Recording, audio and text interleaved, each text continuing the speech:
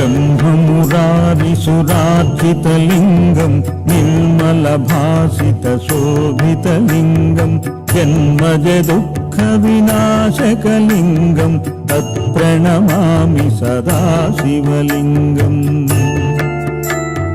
देवमुनिप्रवरार्चितलिङ्गं कामदहनकरुणाकरलिङ्गं रावणदर्पविनाशकलिङ्गं तत्प्रणमामि सदा शिवलिङ्गम् सर्वसुगन्धसुलेपितलिङ्गं बुद्धिविवर्धनकारणलिङ्गं सिद्धसुरासुरवन्दितलिङ्गं तत्प्रणमामि सदा शिवलिङ्गम् कनकमहामणिभूषितलिङ्गं फणिपतिवेष्टितशोभितलिङ्गं दक्षसुयज्ञविनाशकलिङ्गं तत्प्रणमामि सदा शिवलिङ्गम्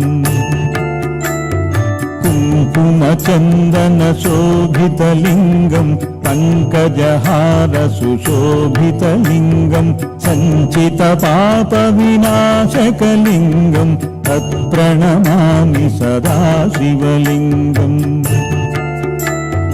देवगणार्चितसेवितलिङ्गं भावैर्भक्तिभिरेव च लिङ्गं दिनकरकोटिप्रभासितलिङ्गं तत्प्रणमामि सदा शिवलिङ्गम्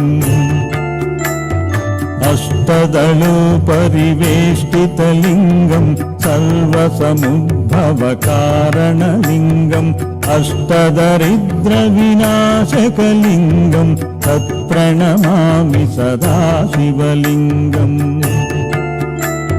सुरगुरुसुरवरपूजितलिङ्गं सुरवनपुष्पसदार्चितलिङ्गं परमपदं परमात्मकलिङ्गं